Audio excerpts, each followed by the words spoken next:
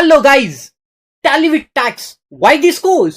Guys, ये course में मैंने एक्चुअल आपको जो ऑफिस में एंट्रीज होती है, you can watch the demo, उसमें दिखेगा कि जो एक्चुअल बिल्स की एंट्री होती है आपकी, वो एंट्रीज मैंने इसमें दिया है अलॉन्ग विथ टैक्स का तड़का, जीएसटी, टीडीएस, इसको कैसे यूज करे, ऐसे बिल्स की एंट्री कैसे पास करे। ये कोर्स देखने के बाद you will get ready for the job और सेल्फ एम्प्लॉयमेंट। Thank you.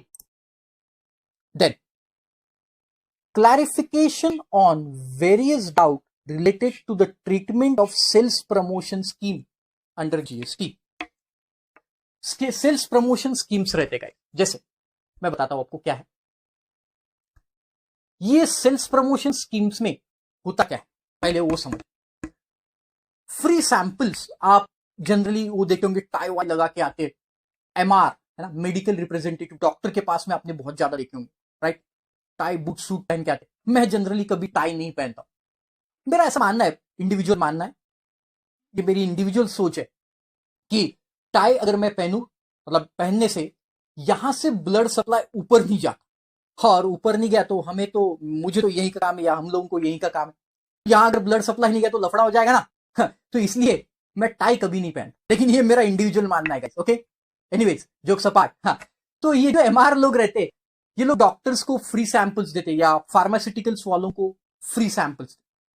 तो सवाल ये उठा था, क्या ये फ्री सैंपल्स पे भी जीएसटी आएगा? बड़ा मजेदार था, इसके रिगार्डिंग क्लैरिफिकेशन आया, बड़ा मस्त क्लैरिफिकेशन। तो देखो, पहले तो अपन जो गुड्स की डेफिनेशन है उसका रेफरेंस यहां पे दिया हुआ है। गुड्स की डेफिनेशन में आपको मालूम है सब कुछ, वो चीजें जो टैक्सेबल वो आएगी। उसके बाद जो सप्लाई की डेफिनेशन है, सप्लाई, वो गुड्स की डेफिनेशन में सैंपल्स तो आ जाएंगे, लेकिन सप्लाई क्या बोलता है? सप्लाई मतलब sale, exchange, barter, lease, rental, licence, ये सब चीजें आएगी। बट उसके आगे एक वर्ड लिखा है, फॉर कंसिडरेशन। अगर कंसिडरेशन है तो ही ये सब sale, exchange, barter, lease, licence, ये सब taxable, except to the activities of schedule 1। Schedule 1 तो विदाउट कंसिडरेशन भी टैक्सेबल है, बट नॉर्मली ये जो sale, exchange, barter, licence, lease, rental है, ये अगर कंसिडरेशन है तो ही टैक्सेबल है। तो सिंपल सी बात है, अगर मैं बात ही फ्री सैंपल्स की कर रहा हूं, मतलब यहां कोई कंसिडरेशन नहीं, और जहां कंसिडरेशन नहीं है वो सप्लाई की डेफिनेशन में नहीं आता, और अगर सप्लाई नहीं है तो फिर टैक्सेबिलिटी भी नहीं। तो ये जो फ्री सैंपल्स है उनके ऊपर कोई टैक्सेबिलिटी नहीं, राइट? समझ में आया? ऐसे लॉजिक से समझना। तो देखो क्या बोल, it has been notice that there are several promotional schemes, बहुत स्कीम्स देखते हैं, which are offered by a taxable person to increase the sales volume and to attract the new customer for their products.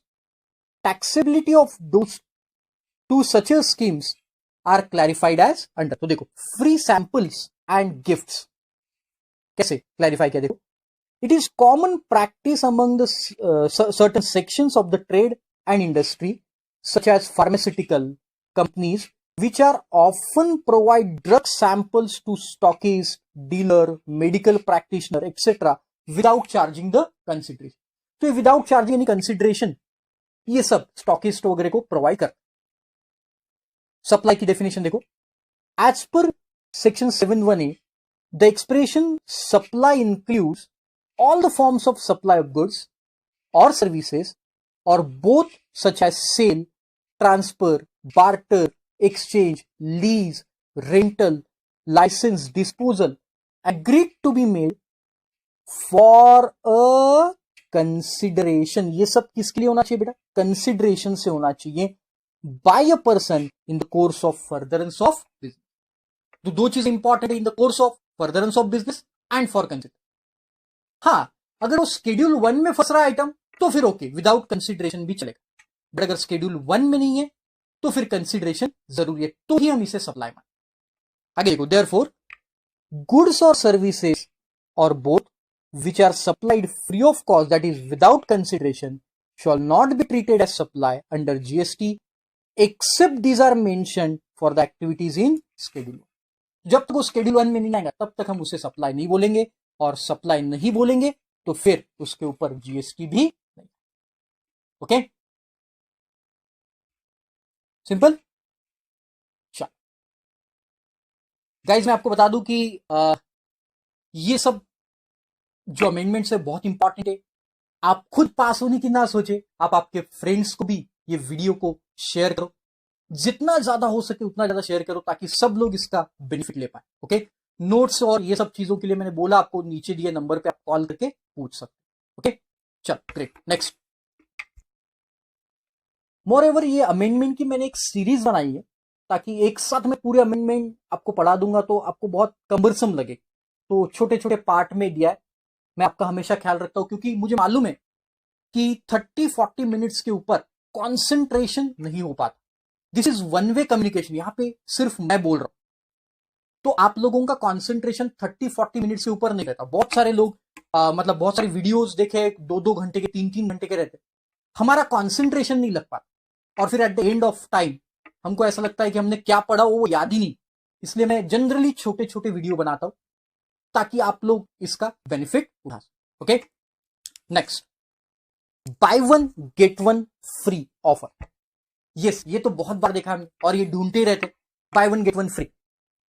आप कहीं mall में जाते हो, lux साबुन उठाए, सोप उठाए, by one soap get one soap free, या जैसे कि वहां पे दिया है टूथपेस्ट एंचर नहीं ना, लाइक लोग एंकर, वो टूथपेस्ट के साथ टूथब्रश फ्री। तो सवाल ये उठा था, क्या वो टूथब्रश जो है उसके ऊपर जो फ्री है उसके ऊपर भी जीएसटी लगेगा? अगर आप लॉजिकली सोचे तो देखो, दुनिया में कोई चीज फुकट में नहीं मिलती, कोई भी चीज फुकट में नहीं मिलती, आपको पैसे तो पे करना ही पड़ता। अब उन्होंने क्या किया, उन्होंने बोला टूथपेस्ट के साथ टूथब्रश फ्री। वो क्या करते, टूथपेस्ट की ही प्राइस उतनी बढ़ा देते ताकि उसमें टूथब्रश इंक्लूड हो जाए और फिर उसके ऊपर जीएसटी लगा।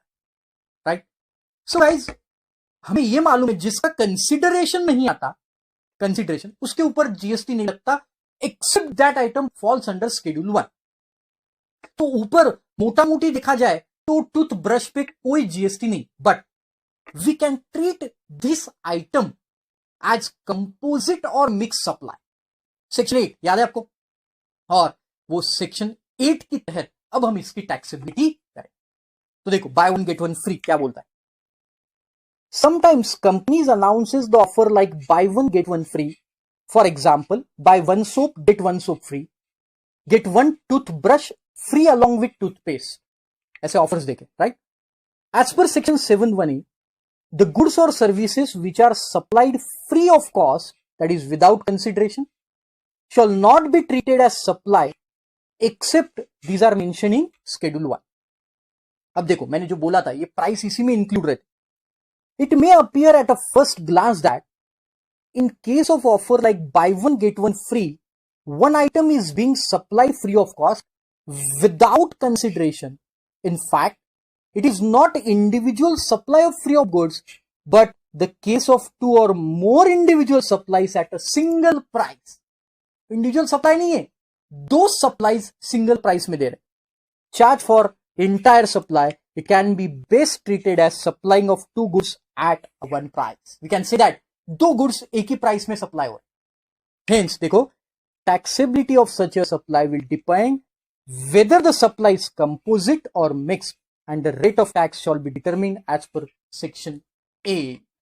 Right? Section 8 composite और mixed supply. तो guys, ये जो कंपोजिट और मिक्स सप्लाई के हिसाब से टैक्सेबिलिटी हम यहां पे डिसाइड करें। ये पहला सेशन था हमारा अमेंडमेंट का। ओके, इसका जो आईटीसी है वो हम इनपुट टैक्स क्रेडिट के अमेंडमेंट के साथ। Hello guys, tally with tax, why this course? Guys, ये कोर्स में मैंने एक्चुअल आपको जो ऑफिस में एंट्रीज होती है, you can watch the demo, उसमें दिखेगा कि जो एक्चुअल बिल्स की एंट्री होती है आपकी, वो एंट्रीज मैंने इसमें दिया है, अलॉन्ग विथ टैक्स का तड़का, जीएसटी, टीडीएस, इसको कैसे यूज करे, ऐसे बिल्स की एंट्री कैसे पास करे। ये कोर्स देखने के बाद you will get ready for the job और सेल्फ एम्प्लॉयमेंट। Thank you.